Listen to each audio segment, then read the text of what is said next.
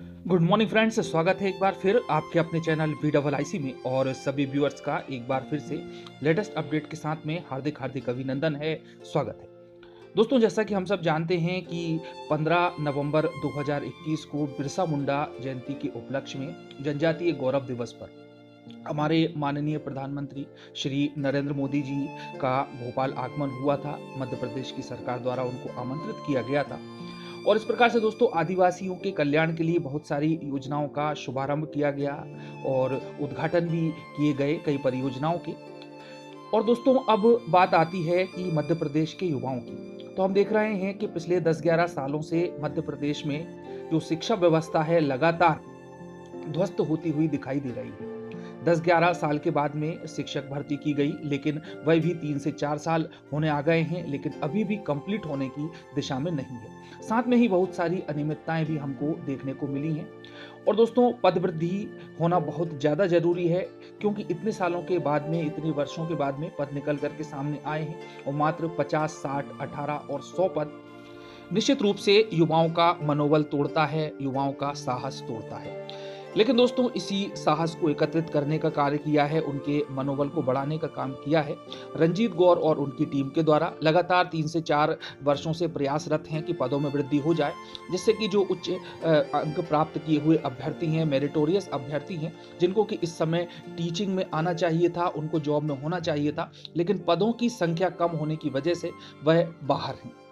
तो दोस्तों, एकत्रित करने का काम किया है रंजीत गौर जी ने और लगातार छोटे बड़े आंदोलन के माध्यम से, ज्ञापन के माध्यम से प्रयास किया है कि अपने संदेश को मुख्यमंत्री तक पहुंचाएं, शिक्षा मंत्री तक पहुंचाएं।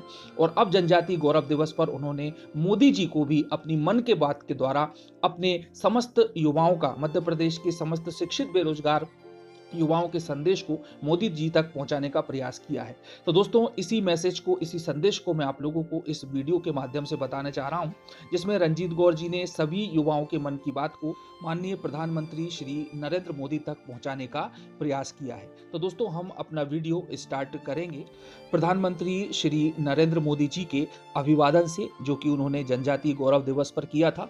और उसके बाद में हम रंजीत गौर जी का जो संदेश है उसकी मैं आप लोगों को वीडियो क्लिप बताऊंगा। और उसके बाद में ही कुछ ट्वीट्स किए गए हैं, क्योंकि दोस्तों सोशल मीडिया पर भी ये अभियान लगातार उनके द्वारा चलाया जा रहा है। तो सबसे पहले आते हैं हम प्रधानमंत्री नरेंद्र मोदी जी के अभिवादन पर। जोहार मध्य प्रदेश, राम राम, सेवा जोहार, मोर सगा जनजाति बहन भाई ला स्वागत जोहार करता हूं।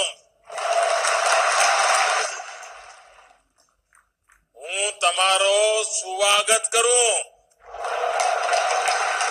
तमाम साम की कम छो मालथन आप सबान सो मिलन बड़ी खुशी हुई रही है।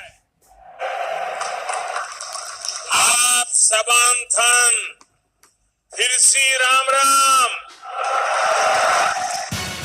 आदरणीय प्रधानमंत्री मोदी जी, सादर नमस्कार। आप जब मन की बात करते हैं तो हम हिंदुस्तानियों को बड़ा गर्व महसूस होता है। बहुत ही अच्छा लगता है कि हमारे देश के प्रधानमंत्री जनता से जुड़ते हैं, जनता के लिए चाहते हैं, जनता के साथ अपने विचार साझा करते हैं। हमें बहुत अच्छा लगता है। आप जैसे प्रधानमंत्री को पाकर पूरा भारत देश गर्व का महसूस करता है।